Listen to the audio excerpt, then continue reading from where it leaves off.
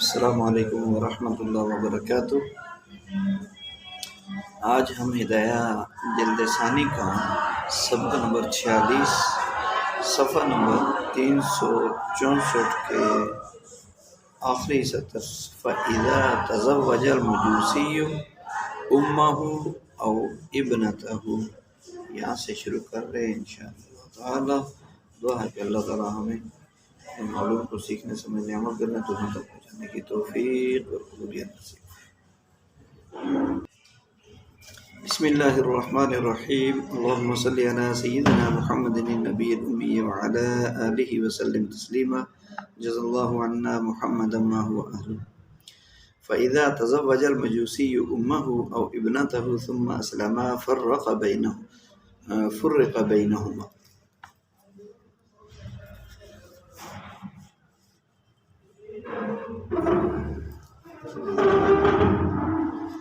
لأن نکاح المحارم له حکم البطلان فيما بينهم عندهما كما ذكرنا في المعتدة، ووجب التعرض بالإسلام فيفرق، وعنده له حكم الصحة في الصحيح، إلا أن المحرمية تنافي بقاء النكاح فيفرق بخلاف العدة لأنها لا تنافي، ثم بإسلام أحدهما يفرق بينهما، وبمرافعة أحدهما لا يفرق عنده خلافا لهما، والفرق أن استحقاق أحدهما لا يبطل بمرافعة صاحبه إذ لا يتغير به اعتقاده، أما اعتقاد المصر بالكفر لا يعارض إسلام المسلم، لأن الإسلام يعلو ولا يعلى۔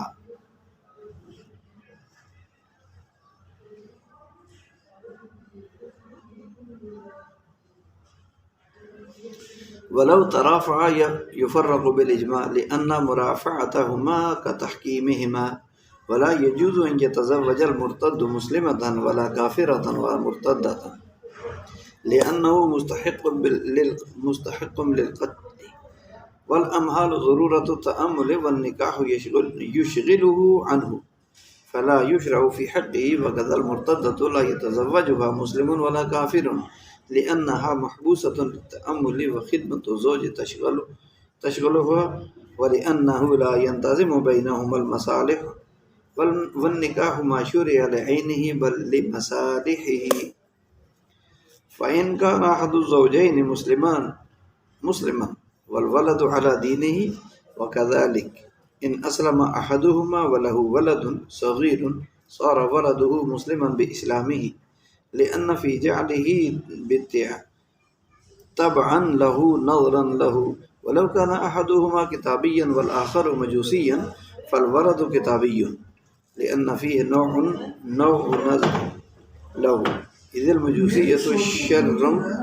منه، والشافعي يخالفنا فيه للتعارض ونحن أثبتنا الترجيح، وإذا أسلمت المرأة وزوجها كافر عرض القاضي عليه الإسلام فإن أسلم فهي امرأته، وإن أبى فرق بينهما،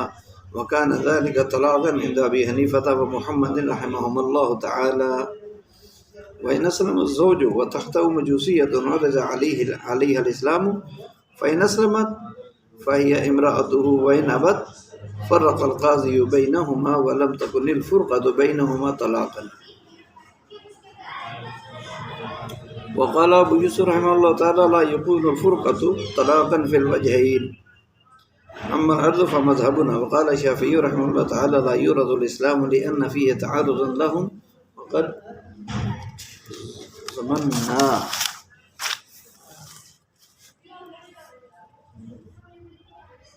بعقد الذمة أن لا نتعرض لهم إلا أن ملك النكاح قبل دخول غير متأكد فينقطع بنفس الإسلام، وبعده متأكدا فيتأجل إلى انقضاء ثلاث حيض كما في الطلاق، ولنا أن المقاصد قد فاتت فلا بد من سبب يبتنى عليه الفرقة، والإسلام طاعة لا يصلح سببا لها فيورد الإسلام ليسر لیصل مقاصد لیصل المقاصد بالإسلام أو يثبت الفرقة بالآباء. وجه قول أبي يوسف رحمه الله تعالى أن الفرقة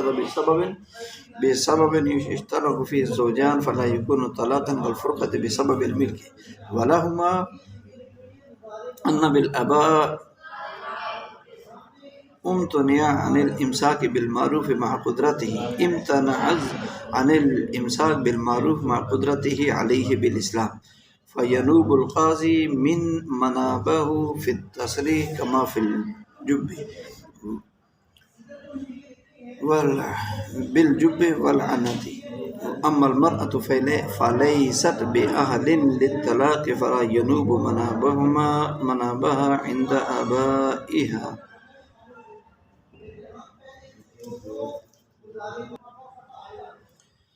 فَإِذَا تَزَوَّجَ الْمَجُوسِيُّ، اگر کسی مجوسی نے اپنی ماں یا بیٹی سے شادی کر لی. جب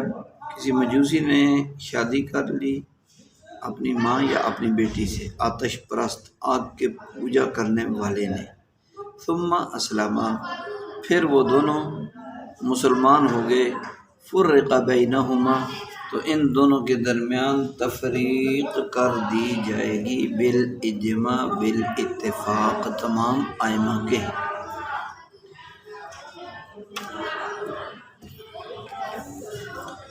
لأن نکاح المحارم له حکم البطلان فيما بینہم اندر، اس لیے کہ صاحبین کے یہاں نکاح المحارم، اس لیے کہ صاحبین کے ہاں کفار کے مابین بھی محارم کا نکاح وہ باطل ہی ہوتا ہے. نکاح المحارم حکم الباطل،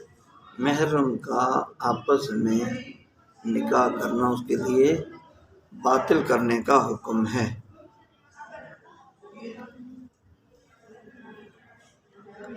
جیسا کہ معتدہ کے تحت ہم اسے بیان کر چکے ہیں. عند صاحبین، خلاصہ یہ ہے کہ اگر کسی مجوسی یعنی آگ کی پوجا کرنے والے نے اپنی والدہ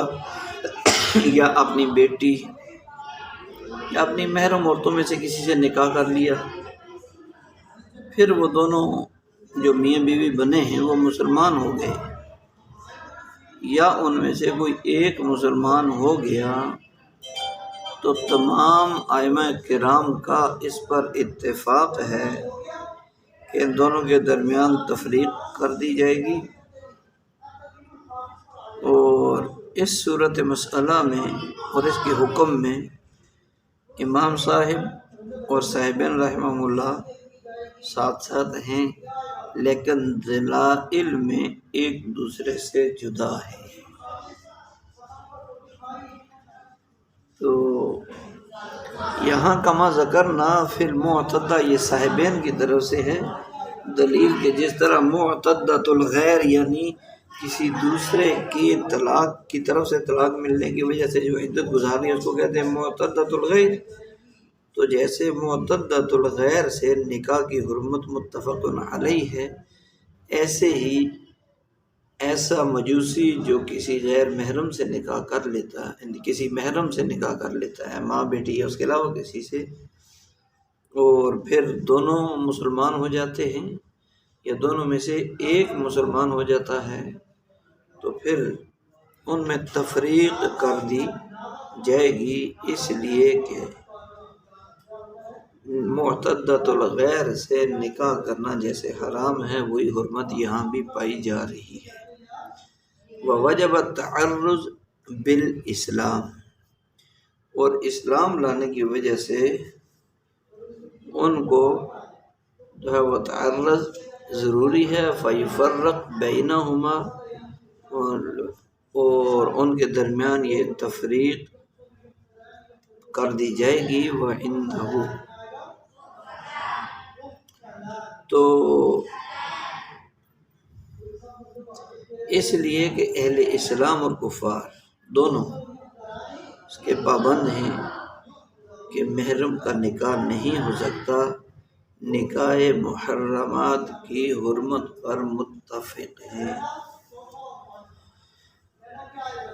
تو لہذا اسلام لانے کے بعد بھی جس طرح معتدۃ الغیر سے کیا ہوا نکاح باطل اور جو ان میں جدائی کر دی جاتی ہے، تو ایسے ہی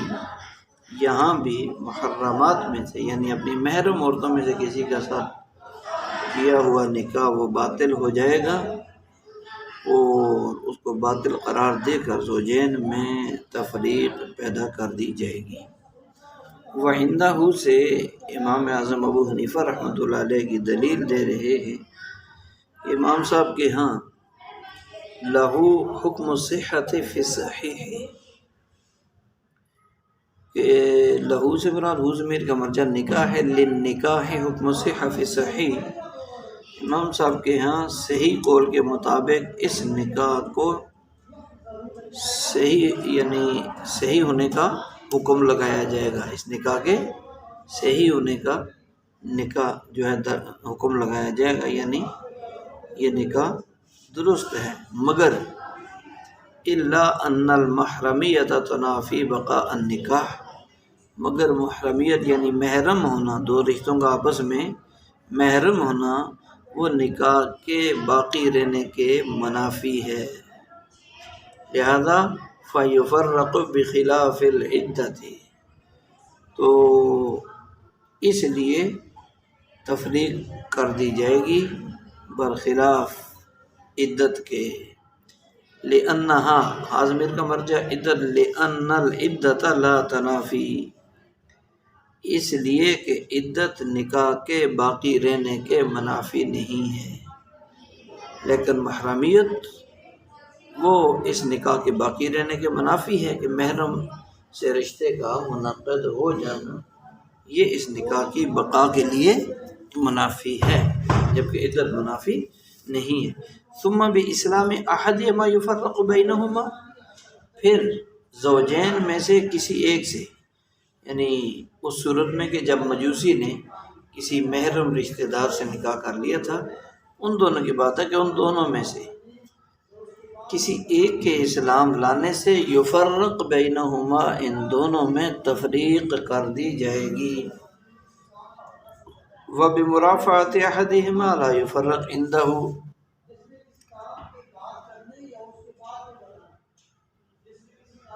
اور لیکن ایک کی مرافعت سے امام صاحب کے ہاں تفریق نہیں کی جائے گی بخلاف صاحبین رحمہم اللہ کے، مطلب یہ ہے کہ زوجین میں سے ایک اسلام لے آیا، دوسرا مسلمان نہیں ہوا، تو اس میں تو صاحبین اور امام ابو حنیفہ رحمہ اللہ ان کے یہاں تفریق کر دی جائے گی، لیکن اگر زوجین میں سے کوئی ایک ہی مرافعہ کرے اور کسی مسلم حاکم کے پاس اپنا معاملہ لے جائے، تو اس صورت میں صاحبین کے ہاں ان میں تفریق پیدا کر دی جائے گی، مگر امام صاحب کے ہاں تفریق نہیں کی جائے گی۔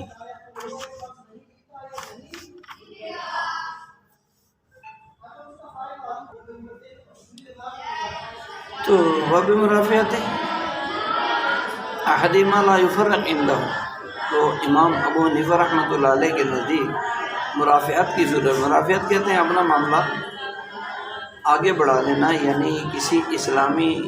حاکم بادشاہ یا قاضی اور اس کی عدالت کی طرف اپنا فیصلہ لے جائیں، دونوں میں سے ایک کے مسلمان ہونے کی صورت میں، تو پھر اس صورت میں امام صاحب کے یہاں ان میں تفریق نہیں کی جائے گی، خلاف اللہما صاحبین رحمہ اللہ اس کے خلاف ہے، وہ فرماتے ہیں کہ تفریق تو کر دی جائے گی چونکہ دونوں میں سے ایک مسلمان ہے، لہذا مرافعت کی صورت میں بھی یعنی اپنا معاملہ عدالت یا کسی قاضی یا حاکم کے پاس لے جانے کی صورت میں بھی ان میں جدائی تو کر دی جائے گی۔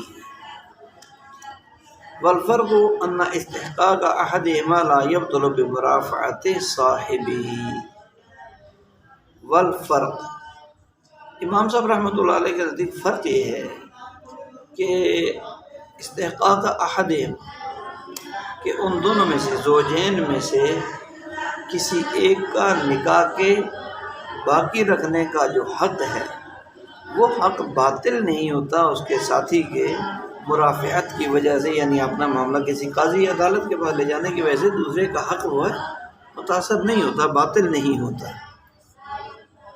کہ زوجین میں سے ایک کا تو استحقاق ہے کہ وہ قاضی عدالت کے پاس رجوع کرے، اور دوسرے کی مرافعت سے وہ باطل نہیں ہوتا۔ اذ لا يتغیر به اعتقادہ، اس لیے کہ مرافعت سے اس دوسرے کے اعتقاد میں کوئی تبدیلی نہیں آتی، لہذا اس کا حق بھی متاثر نہیں ہوتا۔ یہ جو ہے وہ نکاح کے باقی رکھنے کا حق اس کے پاس موجود ہوتا ہے۔ اما اعتقاد المصر بالکفر لا يعارض اسلام المسلم، اور برا کفر پر مصر کا مطلب ہے اصرار کرنے والا، یعنی جمے رہنا۔ تو کفر پر جمے ہوئے کافر کو مسلمان کے کافر کا جو اعتقاد عقیدہ ہے وہ مسلمان کے اسلام کا معارض نہیں ہے۔ کفر پر اصرار کرنے والے کا جو اعتقاد ہے وہ مسلمان کے اسلام کا معارض نہیں ہے، اس سے اس کا کوئی ٹکراؤ نہیں ہے۔ لأن الاسلام یعلو ولا یعلی، اس لیے کہ اسلام ہمیشہ غالب رہتا ہے، اسے مغلوب نہیں کیا جا سکتا۔ وَلَوْ تَرَافَعَا يُفَرَّقُ بِالْإِجْمَاعِ، اور اگر ان دونوں نے اتفاق سے مرافعہ کیا، یعنی دونوں راضی ہیں اپنا معاملہ کسی حاکم یا قاضی یا عدالت کے پاس لے جانے پر، دونوں راضی ہیں۔ وَلَوْ تَرَافَعَا تثنیہ کا صیغہ ہے، دونوں نے مرافعہ کیا، اپنا معاملہ آگے لے گئے، تو یفرق بالاجماع، تو بالاتفاق ان میں تفریق کر دی جائے گی۔ لأن مرافعتهما كتحکیمهما، اس لیے کہ دونوں کا مرافعہ ان کے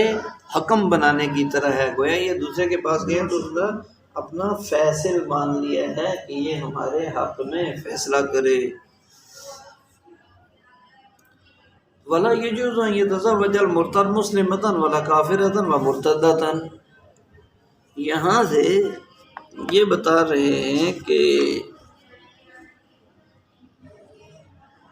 کسی مرتد نہ تو کسی ولا یجوز، اور جائز نہیں ہے ان یتزوج شادی نکاح کرنا، المرتد کسی مرتد آدمی کو کسی مسلمان عورت سے، ولا کافرتن ولا مرتدتن، نہ ہی کسی کافرہ سے اور نہ ہی کسی مرتدہ عورت سے، یعنی کوئی مرتد آدمی جو اسلام کو چھوڑ کر کسی بھی دوسرے مذہب میں جا چکا ہو تو مرتد نہ تو کسی مسلمان عورت سے نکاح کر سکتا ہے، نہ ہی کسی کافرہ عورت سے، اور نہ ہی کسی مرتدہ عورت سے نکاح کر سکتا ہے۔ لأن المرتد مستحق للقتل، اس لیے کہ مرتد تو قبل وہ جو ہے واجب القتل ہے، والامحال ضرورت التأمل، اور اس کو مہلت دینا یہ تو غور و فکر کی ضرورت کے پیش نظر ہے۔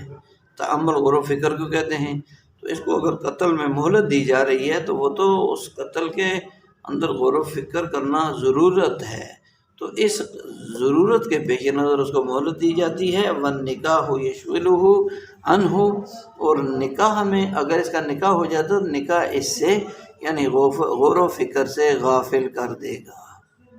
نکاح غور و فکر سے غافل کر دے گا۔ مہلت اس کو یہ دی جاتی ہے تاکہ غور و فکر کرے، جو ارتداد اختیار کیا دوبارہ رجوع کرنے کی، اسلام کی طرف واپس آنے کا اس کو موقع دیا جائے سوچنے کا۔ لیکن اگر نکاح ہو جاتا ہے تو وہ نکاح یشغلہ عنہ یعنی عن التأمل، تو نکاح اس کو غور و فکر کرنے سے مشغول کر دے گا۔ فلا یشرع فی حقہ، اس لیے اس کے حق میں نکاح مشروع نہیں کیا، مرتد کے حق میں نکاح مشروع نہیں ہے۔ وَقَذَا الْمُرْتَدَّةُ لَا يَتَزَوَّجُهَا مُسْلِمٌ وَلَا كَافِرٌ، اور ایسی مرتد ہو جانے والی عورت، اس سے کوئی مسلمان نکاح نہیں کرے گا اور نہ ہی کوئی کافر نکاح کر سکتا ہے۔ لأنها محبوسة للتأمل، اس لیے کہ یہ غور و فکر کی غرض سے قید کی جاتی ہے یہ مرتد ہونے والی عورت، تاکہ یہ غور و فکر کر کے اپنے دنیا آخرت کے نفع نقصان کو دیکھ کے وہ اپنا صحیح راستہ اختیار کر سکے۔ تو محبوسۃ یہ قید میں جو ڈالی گئی ہے لتأمل، غور و فکر کی وجہ سے، وخدمت الزوج تشغلها، اور یہ جو شوہر کی خدمت یعنی نکاح ہو جانا تو شوہر کی خدمت میں لگ جانا، تو شوہر کی خدمت اسے غور و فکر سے مشغول کر دے گی، یعنی غور و فکر کی طرف توجہ نہیں رہے گی۔ وَلِأَنَّهُ لَا يَنْتَظِمُ بَيْنَهُمَا الْمَصَالِحُ، تو اور شوہر کی اور اس لیے بھی کہ نکاح سے ان کے مابین مصالح کا قیام نہیں ہو سکے گا۔ وَلِأَنَّهُ لَا يَنْتَظِمُ بَيْنَهُمَا الْمَصَالِحُ، نکاح کی وجہ سے جو ہے ان کے درمیان اگر نکاح ہو جاتا ہے تو پھر ان کے درمیان کیا ہوگا کہ مصالح کا قیام بھی نہیں ہو سکے گا۔ وَالنِّكَاحُ مَا شُرِعَ لِعَيْنِهِ بَلْ لِمَصَالِحِهِ، اور جو نکاح ہے وہ اپنے عین کے لیے مشروع نہیں کیا گیا، بلکہ وہ تو نکاح کی جو مصلحتیں ہیں ان کی غرض سے مشروع کیا گیا ہے۔ تو یہاں زوجین کے مختلف الملت، مختلف مذاہب سے ہونے کی صورت میں جو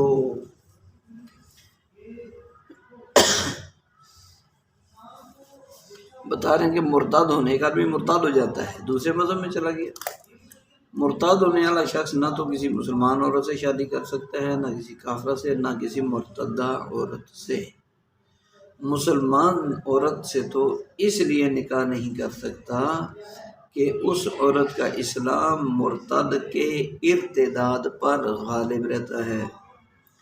اور الاسلام یعلو ولا یعلا، اور اسلام غالب رہتا ہے، مغلوب نہیں کیا جا سکتا۔ اس کے پیش نظر مسلمان عورت سے کسی مرتد یا کافر کا نکاح نہیں ہو سکتا، اور مرتدہ اور کافرہ سے مرتد کا نکاح کیوں نہیں ہو سکتا؟ اس لیے کہ یہ دونوں یعنی مرتدہ اور کافرہ دونوں کو چند دنوں کے لیے غور و فکر کرنے اور اسلام کے متعلق ان کے ذہن میں شکوک و شبہات کو سوچ کر زائل کرنے کا موقع دیا جاتا ہے، تاکہ یہ سوچ کر شکوک و شبہات کو دور کر کے اپنے لیے کوئی صحیح راستہ اختیار کر سکیں، اس لیے وہ موقع دیا جاتا ہے۔ اور اگر نکاح ہو جاتا ہے تو نکاح پھر ان کو اس غور و فکر سے غافل کر دے گا، لہذا ان کا آپس میں نکاح درست نہیں ہوگا۔ مرتد کے حق میں نکاح نہ کرنے کی علت اور دلیل تو یہ ہے کہ وہ اپنے ارتداد یعنی مرتد ہو جانے کی وجہ سے مباح الدم واجب القتل ہو جاتا ہے، اس کا دم یعنی قتل کرنا حلال ہو جاتا ہے۔ آپ علیہ السلام کا فرمان من غیر دینہ فاقتلوہ، کہ جو اپنے دین کو بدل ڈالے یعنی دین اسلام کو چھوڑ دے اس کو مار ڈالو۔ اس کے پیش نظر وہ مرے ہوئے شخص کی مانند ہے، کیونکہ حکم تو اس کا ثابت ہے مارنے کا، اس لیے اس کے حق میں نکاح کی جو مصلحتیں ہیں وہ مفقود ہیں، کل معدوم ہیں، اور اس کا نکاح درست نہیں ہے۔ والامحال، یہاں سے یہ بتانا چاہتے ہیں کہ سوال یہ ہے کہ مرتد واجب القتل ہے تو پھر اسے فوراً قتل کر دینا چاہیے، پھر اس کے بارے میں نرمی اور مہلت اور غور و فکر کا موقع دینا، اس کا کیا؟ تو جواب یہ دیتے ہیں کہ مرتد کے قتل میں تاخیر کرنا اس کی رعایت کرنے اور اس کے ساتھ ہمدردی پر مبنی نہیں ہے، نہ اس کی رعایت پائی جاتی ہے نہ کوئی ہمدردی پائی جاتی ہے اس کے ساتھ، بلکہ اس وجہ سے اسے موقع دیا جاتا ہے اس کو سوچنے کا، تاکہ وہ غور و فکر کر کے اسلام کے بارے میں اپنے شکوک و شبہات کا ازالہ کر سکیں اور پھر اسلام میں واپس آ سکے،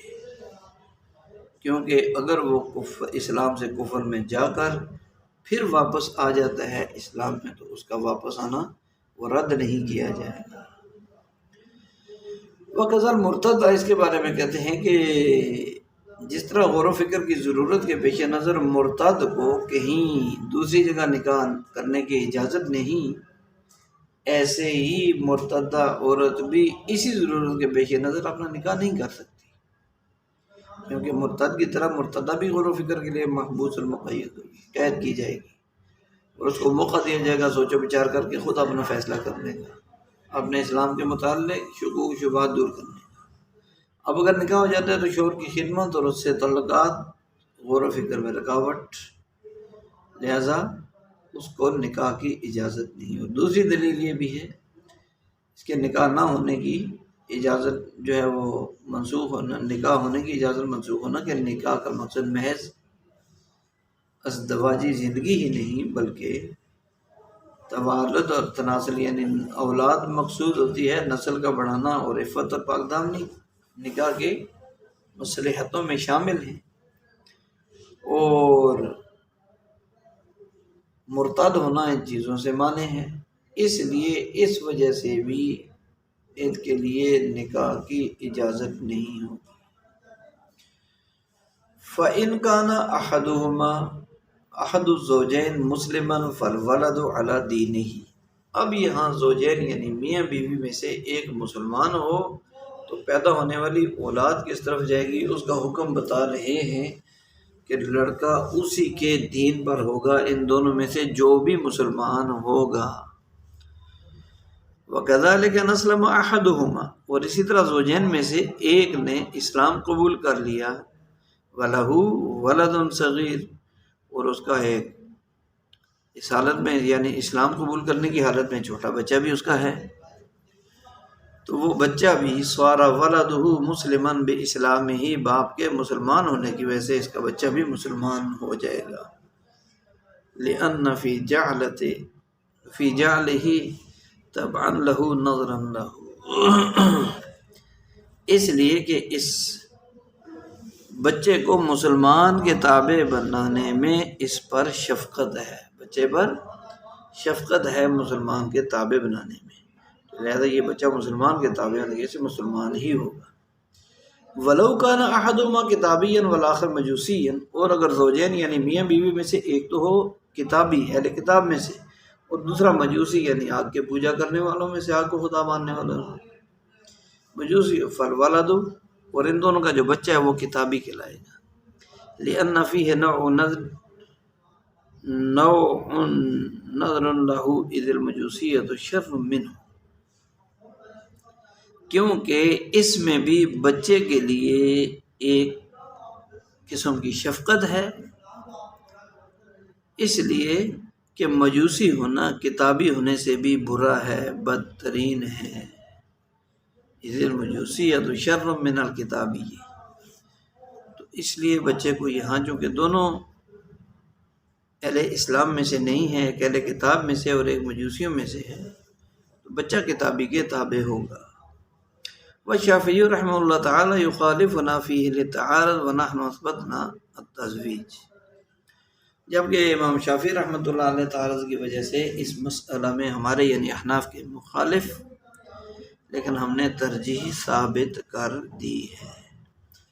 ترجیح کیا ہے؟ وَقَوْلُهُ لِأَنَّ فِيهِ نَظْرٌ،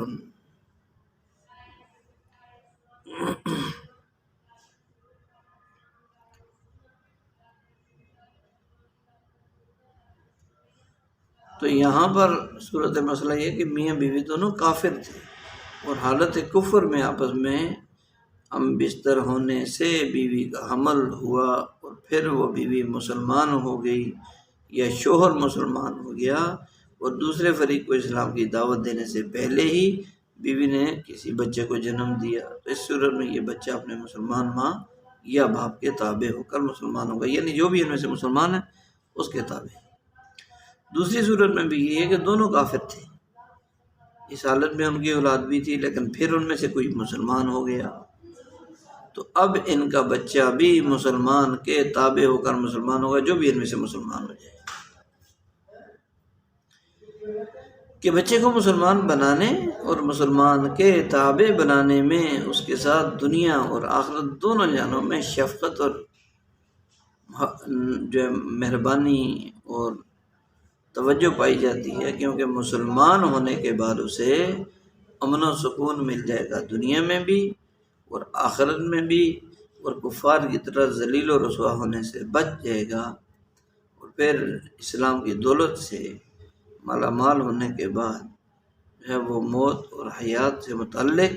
وہ بچہ تمام معاملات میں، حتیٰ کہ کفن دفن میں بھی اسلام کے طریقہ پر چلنے کا پابند ہوگا اور اسلام کا متبع ہوگا، اور پھر آخرت میں بھی عذاب قبر اور دوزخ کے عذاب سے محفوظ ہو جائے گا۔ اور دوسری مسئلے کی دوسری شیخ صورت یہ ہے کہ اگر زوجین میں سے ایک کتابی دوسرا مجوسی، تو بچہ کتابی چاہے ماں کتابیہ ہو چاہے باپ کتابی ہو، اس لیے کہ ذلت و خست میں کتابی آتش پرست اور مجوسی سے کم تر ہے، کتابی جو ہے مجوسی سے کم درجے میں ہے۔ پھر یہ کہ بعض امور میں اہل کتاب مسلمانوں سے زیادہ قریب ہیں، مثلا اہل کتاب کا ذبیحہ حلال،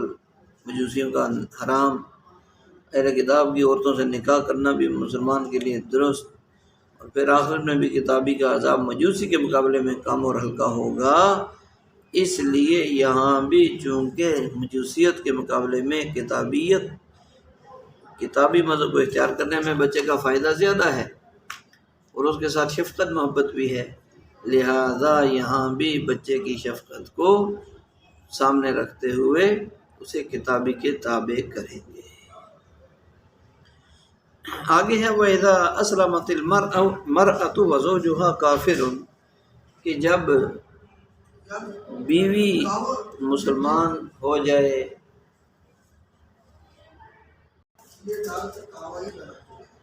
بیوی اسلام لے اس کا شوہر کافر ہو، تو عرض القاضی علیہ الاسلام، تو شوہر پر قاضی کافر چاہے کتابی ہو چاہے مجوسی ہو، کوئی بھی نسل کا ہو، قاضی اسلام اس پر اسلام کو پیش کرے گا۔ پھر اگر اسلم، پھر اس بیوی کا شوہر بھی مسلمان ہو گیا تو یہ اسی کی بیوی رہے گی۔ وَإِنْ أَبَى مِنْ قبول الاسلام، اور اگر اس کافر شوہر نے اسلام کو قبول کرنے سے انکار کر دیا، فرق بینہما، ان دونوں کے درمیان تفریق کر دی جائے گی، قاضی ان دونوں کے درمیان تفریق کر ڈالے گا۔ وَكَانَ ذَلِكَ طَلَاقًا عِنْدَ أَبِي حنیفہ ومحمد، اور یہ طرفین کے ہاں طلاق ہوگی، یہ تفریق طلاق ہوگی۔ وَإِنْ أَسْلَمَ الزَّوْجُ، اور اگر شوہر اسلام قبول کر لیتا ہے، وَتَحْتَهُ مَجُوسِيَّةٌ عُرِضَ عَلَيْهَا الْإِسْلَامُ، اور اس کی بیوی وہ مجوسیہ ہے تو اس پر اسلام پیش کیا جائے گا۔ پھر اگر وہ اسلام کو قبول کر لیتی ہے تو یہ اسی مسلمان شوہر کی بیوی کہلائے گی، اور اگر اسلام قبول کرنے سے وہ انکار کر دیا، وَإِنْ أَبَتْ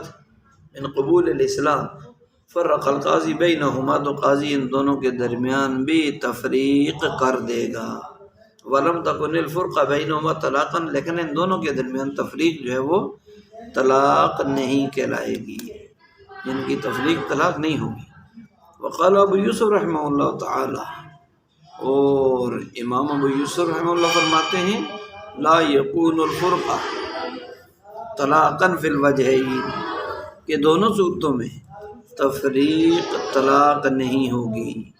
دونوں صورتوں میں کون سی؟ پہلی صورت میں عورت مسلمان ہو گئی، شوہر غیر کافر رہا، پھر اسلام پیش کیا گیا تو اسلام قبول کر لے تو اس کی بیوی، اگر انکار کر دے تو تفریق، اور یہ طرفین کے نزدیک جو کہ طلاق بنتی ہے، یہ تفریق طلاق کے حکم میں۔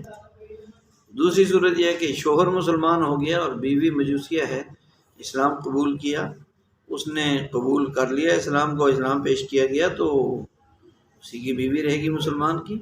اور اگر اسلام قبول کرنے سے یہ مجوسیہ عورت انکار کر دیتی ہے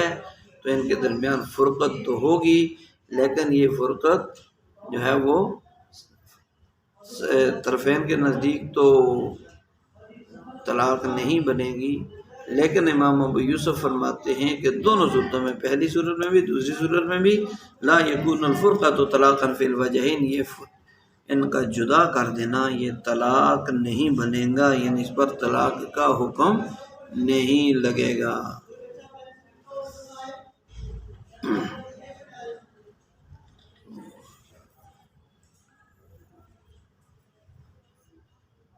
جہاں تک العرض یعنی عرض الاسلام، اسلام کا پیش کرنا یعنی اسلام کی دعوت دینا، یہ ہمارا مذہب ہے۔ ان دونوں میں سے جو مسلمان نہیں ہے اس کو اسلام کی دعوت دینا تو وہ ہمارا مذہب ہے۔ اور امام شافعی رحمۃ اللہ علیہ اس کے بارے میں فرماتے ہیں لا یعرض الاسلام، ان کو اسلام نہیں پیش کیا جائے گا، یعنی اسلام کے قبول کرنے کی دعوت نہیں دی جائے گی۔ کیوں؟ لِأَنَّهُ فِي هَذِهِ صُورَةَ عَرْضًا لَهُمْ یعنی للکفار، یہ تو اسلام کی دعوت دینا اس صورت میں ان کو چھیڑنا ہے، اسلام کی دعوت دینا ان کو چھیڑنا ہے، جبکہ قد ضمننا، جبکہ ہم نے بعقد ذمہ، عقد ذمہ کی وجہ سے ان سے چھیڑ خانی نہ کرنے کا عہد کر رکھا ہے۔ چھیڑ خانی یعنی اسلام کی دعوت دینا، فرماتے ہیں یہ تو چھیڑ خانی ہے ان کے جو ہے وہ مذہب میں، تو لہذا ہم نے تو ان سے معاہدہ کر رکھا ہے کہ ان کو ان کے کسی معاملے میں نہیں چھیڑا جائے گا۔ یہ عقد ذمہ کی وجہ سے ذمی ہیں، چونکہ ذمی ہونے کا معاہدہ ہو چکا ہے کہ کن کن چیزوں میں ان کا خیال رکھا جائے گا اور ان کو اسلام کی دعوت دی جائے گی یا نہیں دی جائے گی، وہ ساری چیزیں چونکہ ان کے ساتھ طے ہوتی ہیں، اس لیے ان کو یہ اسلام پیش نہیں کیا جائے گا۔ اللہ نتعرض علیہم، لہذا کیا ہوگا کہ ہم نے ان سے عقد ذمہ کا معاہدہ کر رکھا ہے کہ ہم ان پر کوئی تعرض نہیں کریں گے، کوئی ان کو چھیڑخانی ان کے معاملات میں دخل اندازی نہیں دیں گے۔ الا ان ملک النکاح قبل دخول غیر متعقد، البتہ یہ ہے کہ دخول سے پہلے ملک نکاح مؤکد نہیں ہوتی، نکاح کے ذریعے حاصل ہونے والی ملکیت وہ مؤکد نہیں ہوتی، اس لیے فینقطع بنفس الاسلام، ینقطع النکاح، تو نکاح جو ہے وہ ختم ہو جائے گا محض اسلام لانے سے، نکاح جو ہے وہ کیا ہو جائے گا، نکاح ختم ہو جائے گا صرف اسلام لانے سے۔ وبعدہ متعقدا،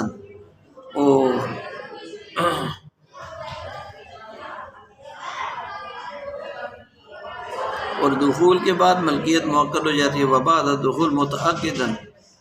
دخول کے بعد ملکیت جو موقت ہو جاتی ہے۔ فیتعجل الی انقضاء ثلاث حیض، لہذا کیا ہوگا، طلاق کی طرح 3 حیض پورے ہونے تک تفریق میں تاخیر کی جائے گی، مؤخر کر دیا جائے گا تفریق کو 3 حیض تک، کما فی الطلاق، جیسا کہ طلاق میں ہوتا ہے۔ یہاں سے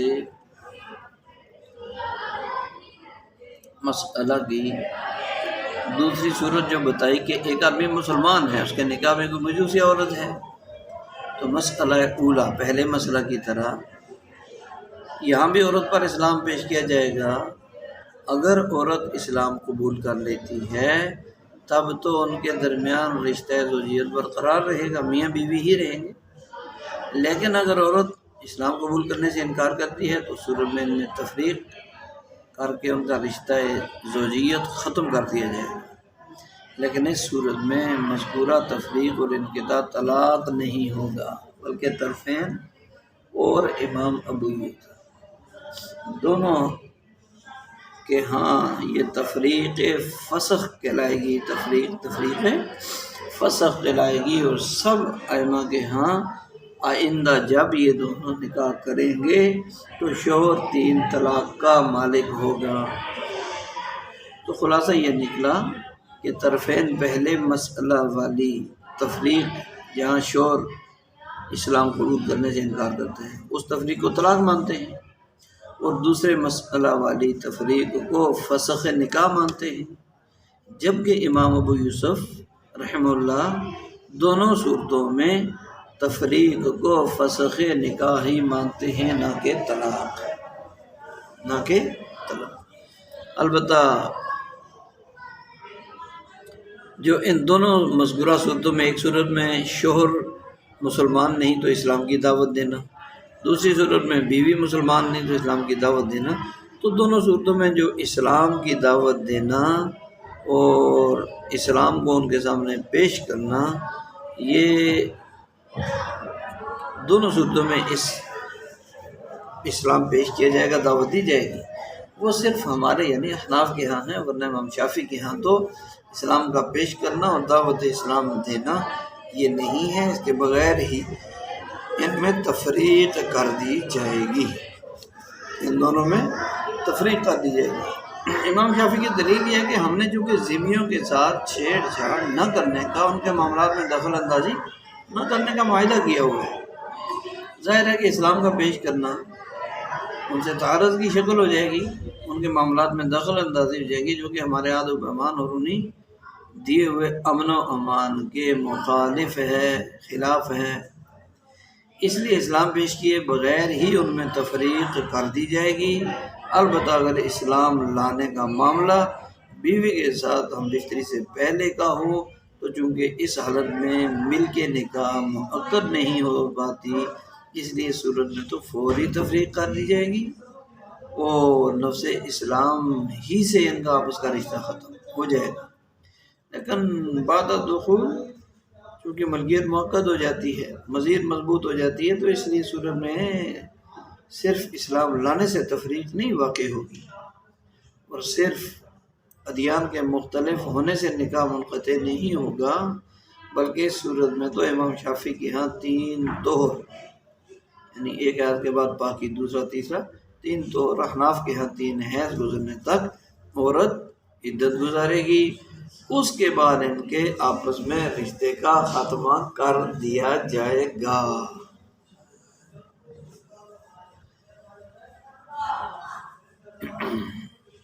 ولنا سے احناف اپنے مذہب کی دلیل ان المقاصد قد فاتت فلا بد من سبب یبتنى علیہ الفرقہ،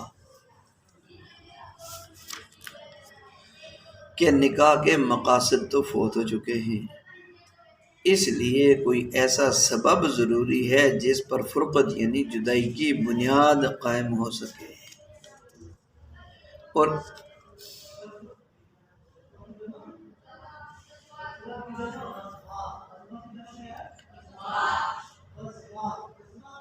کفر پر جمع ہوا۔ کیونکہ حناف کے ہاں یہ ہے کہ جب مصر علی الکفر، کفر پر جمع ہوئے اصرار کرنے والے آدمی پر اسلام نہ پیش کرنے کی علت وجہ بیان ہو رہی ہے، اس کا خلاصہ یہ ہے کہ زوجین میں سے کسی ایک کے اسلام لانے سے نکاح کے مقاصد، مثلا ایک ساتھ رہنا، ازدواجی تعلقات قائم کرنا وغیرہ، یہ سب نکاح کے مقاصد ہیں، تو مقاصد تو فوت ہو گئے۔ قد فاتت باسلام احد زوجین، دونوں میں سے کسی ایک کے مسلمان ہونے کی وجہ سے نکاح کے مقاصد تو فوت ہو گئے، لہٰذا کیا ہو گیا، فرقت وجود میں آئے گی، آ گئی۔ لیکن اس کے بعد بھی کسی ایسے سبب کا ہونا ضروری ہے جس کو بنیاد بنا کر ان کے فرقت کو قائم کیا جا سکے، یعنی دوسرے لفظوں میں یوں کہیں کہ جس کے کندھوں پر فرقت کا بوجھ ڈالا جا سکے، کوئی ایسا سبب ہونا چاہیے۔ اب یہاں 2 چیزیں، ایک اسلام ہے، ایک انکار اسلام ہے۔ تو اسلام پر تو فرقت کی دیوار اس لیے نہیں کھڑی کی جا سکتی کہ اسلام جو ہے وہ اطاعت اور فرمانبرداری کا نام ہے، اس لیے یہ فرقت نعمت نکاح کے فوت ہونے اور عدم موافقت کا سبب نہیں بن سکتا اسلام، اور اسی وجہ سے احد الزوجین میں سے کافر یا مجوسی پر اسلام بھی پیش کیا جائے گا کہ اگر وہ اطاعت کا مظاہرہ کر کے اسلام قبول کر لے تو فوت شدہ مقاصد حاصل ہو جائیں، اور اگر اسلام قبول کرنے کیا، پیش کیا لیکن قبول کرنے سے انکار کر دیا تو وہ ابا کہلائے جائے، اور انکار کی صورت میں کیونکہ سلب نعمت کی صلاحیت ہے انکار میں، اس لیے یہ ابا یعنی اس کا اسلام کو قبول کرنے سے انکار کرنا، یہ فرقت اور جدائی کا سبب بن جائے گا، اور اسی سبب کی بنا پر فرقت کی عمارت تعمیر کی جا سکے گی۔ تو خلاصہ یہ نکلا کہ میاں بیوی دونوں میں سے ایک کے اسلام قبول کرنے کے بعد دوسرے پر اسلام پیش کیا جائے گا تاکہ اسلام کو قبول کرنا فوت شدہ مقاصد کے حاصل ہونے کا ذریعہ بن سکے۔ فوت شدہ مقاصد آپس میں میاں بیوی کے ازدواجی تعلقات قائم کرنا، ایک ساتھ رہنا، اور رات کی تلاش وغیرہ وغیرہ، یہ مقاصد حاصل ہو سکے۔ اور پھر بصورت انکار وہ ابا ہو جائے گا، انکار ہو جائے گا، کسی پر فرقت کی بنیاد پڑ جائے گی۔ اس کو والاسلام طاعت، اور اسلام چونکہ اطاعت ہے، اس کو سبب لہا سے مراد للفرقہ، تو اسلام فرقت کا سبب بننے کی صلاحیت نہیں رکھتا، جدائی کا سبب بننے کی صلاحیت نہیں رکھتا۔ اسلام کی وجہ سے مقاصد نکاح حاصل کیے جا سکتے۔ فیور الاسلام، لہذا اسلام تو پیش کیا جائے گا تاکہ اسلام کے ذریعے سے وہ مقاصد حاصل کیے، نکاح کے مقاصد حاصل کیے جا سکیں۔ او یثبت الفرقہ بالآباء، یا آباء کے ساتھ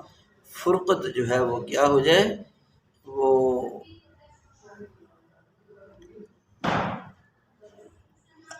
ثابت ہو جائے، پختہ ہو جائے انکار کے ساتھ۔ اگر اسلام پیش کیا، قبول کرنے سے انکار کر دیا۔ وجہ قول ابی یوسف، امام ابو یوسف رحمۃ اللہ علیہ کے قول کی دلیل یہ کہ ان الفرقہ بسبب یشترک فی زوجان، کہ وہ فرماتے ہیں امام ابو یوسف رحمۃ اللہ علیہ کہ فرقت یعنی میاں بیوی میں جدائی ایک ایسے سبب کی وجہ سے ہے جس سبب کے اندر زوجین مشترک ہیں، یعنی دونوں شریک ہیں، دونوں کا اشتراک ہے۔ فلا یکون طلاقا، لہذا یہ فرقت طلاق نہیں ہوگی۔ کالفرقہ بسبب الملک، بسبب ملکیت کے سبب کی وجہ سے ہونے والی فرقت کی طرح یہ فرقت یہاں سبب نہیں ہوگی، طلاق نہیں کہلائے گی۔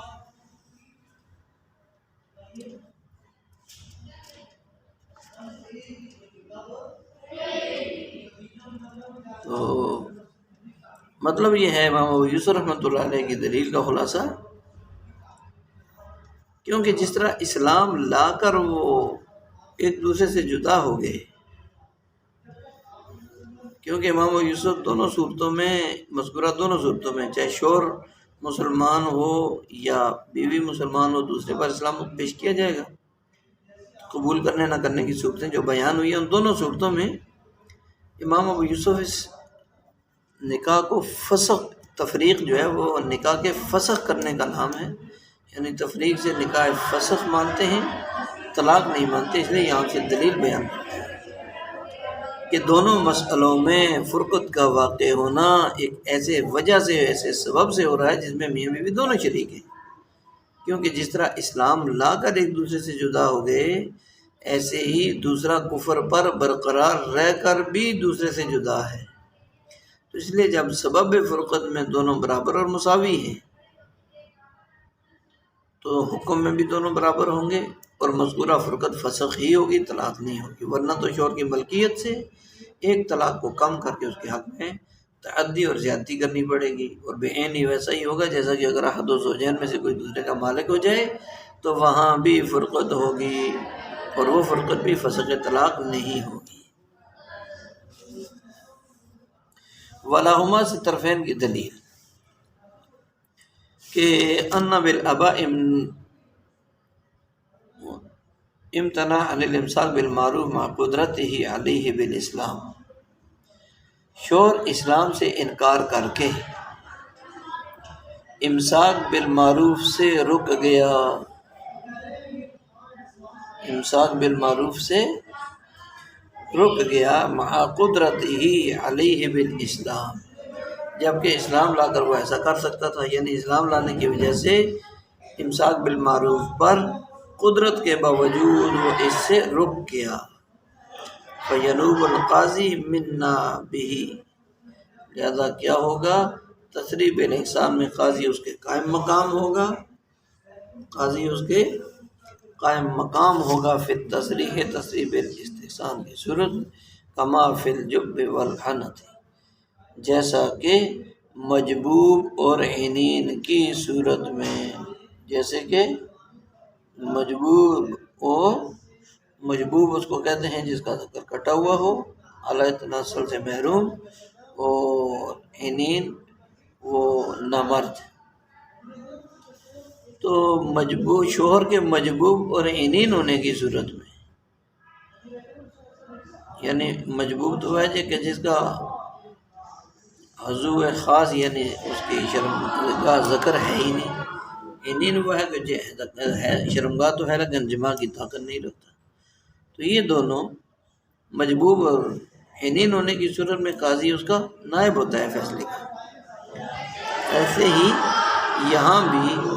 شوہر سے اسلام سے انکار کر کے امساک بالمعروف سے تو رک کیا، جبکہ وہ ایسا کر سکتا تھا اسلام لا کر، لہذا تصریح بالاحسان میں قاضی اس کے قائم مقام ہوگا۔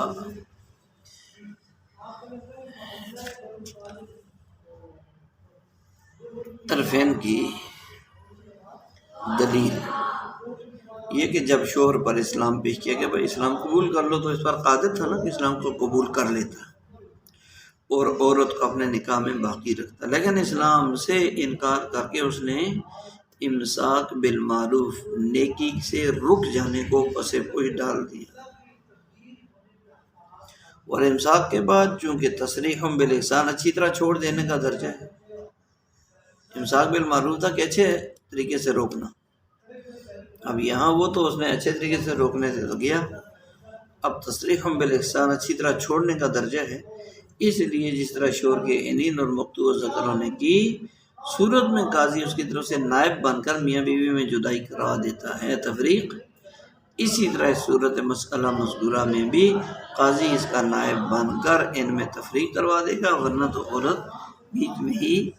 وہ جو ہے پس جائے گی اور ایک شخص کے جال میں پھنس کر رہ جائے گی۔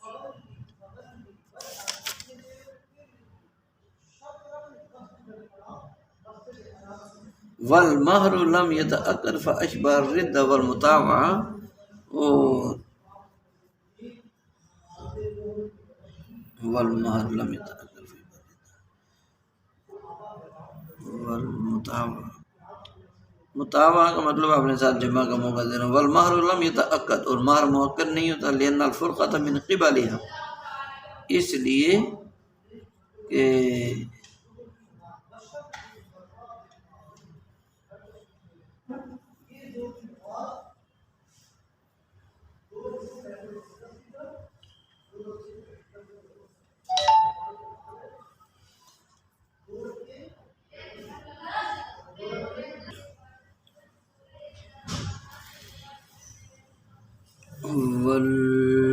اما المرأة فليست بأہل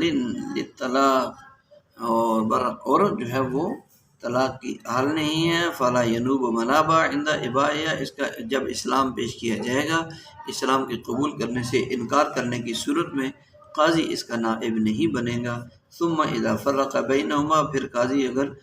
بإبائها عورت کے اسلام کو قبول کرنے سے انکار کی صورت میں تفریق پیدا کر دیتا ہے، تو فلاح المہر، عورت کو مہر ملے گا، ان کان دخل بها، اگر شوہر نے اس کے ساتھ دخول کیا ہو،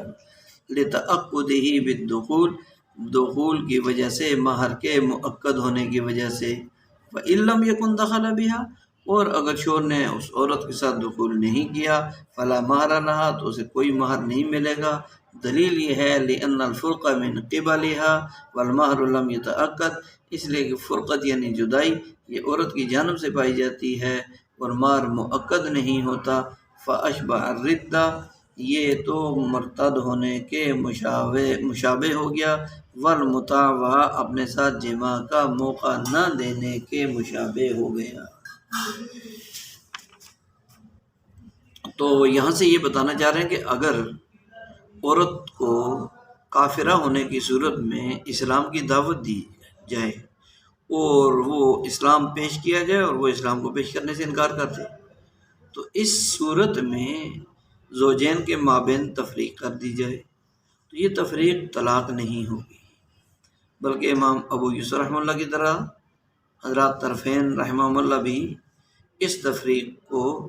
فسخ ہی مانتے ہیں۔ اس تفریق کو طلاق نہ مان کر فسخ ماننے کی وجہ یہ ہے کہ عورت طلاق کی اہل نہیں ہے، لہذا قاضی عورت کی جانب سے اس کے پیش آنے والے سبب یعنی اسلام قبول نہ کرنے کی وجہ سے جو تفریق کر دے گا وہ تفریق فسخ ہوگی، طلاق نہیں کہلائے گی، کیونکہ جب عورت طلاق کی اہل ہی نہیں ہے تو تصریح بالاحسان میں اس کی طرف سے نیابت یا خلافت کی کوئی صورت اور کوئی مسئلہ نہیں ہے۔ لہٰذا جب عورت کے انکار کی صورت میں زوجین کے مابین تفریق ہوئی تو یہ تفریق دو طرح کی ہوگی، ایک شوہر نے بیوی سے دخول کیا ہوگا پھر تفریق ہوئی، ایک دخول نہیں کیا اور تفریق ہوئی۔ اگر پہلی صورت یعنی دخول ہو چکا اس صورت میں عورت کو مہر ملے گا، کیونکہ دخول سے مہر مؤکد اور مستحق